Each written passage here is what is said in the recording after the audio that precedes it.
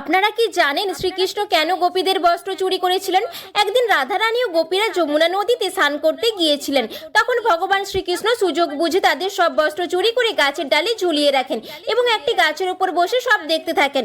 এরপর সকল গোপীরা শ্রীকৃষ্ণকে বললেন, তোমার কি আমাদেরকে নির্বস্ত্র দেখতে লজ্জা করছে না? তখন শ্রীকৃষ্ণ বললেন, নির্বস্ত্র হলে তোমরা আর লজ্জা পাবো আমি? আর বললেন, তোমাদের বস্ত্র ওই গাছের ডালে ঝোলানো আছে, তোমরা ওখানে গিয়ে নিয়ে নাও। তখন গোপীরা বললেন, আমরা তো নির্বস্ত্র, তাহলে আমরা কিভাবে নিব?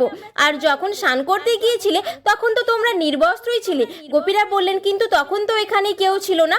কে বলেছে কেউ এখানে ছিল না? এখানে পাখিরা আছে, জলে মাছেরা আছে, জঙ্গলে পশুরা আছে, মাথার ওপর সূর্যদেব আছেন, জলের নিচে বরুণদেব আছেন, আর সর্বত্র আমি স্বয়ং এই সংসারে প্রতিটি কোনায় কোনায় বিরাজ করি। কেবল আমি নয়, তারা প্রত্যেকেই তোমাদেরকে নির্বস্ত্র অবস্থায় দেখেছেন। আসলে শ্রীকৃষ্ণ তার সখীদের উচিত শিক্ষা দেওয়ার জন্য তাদের বস্ত্র চুরি করেছে।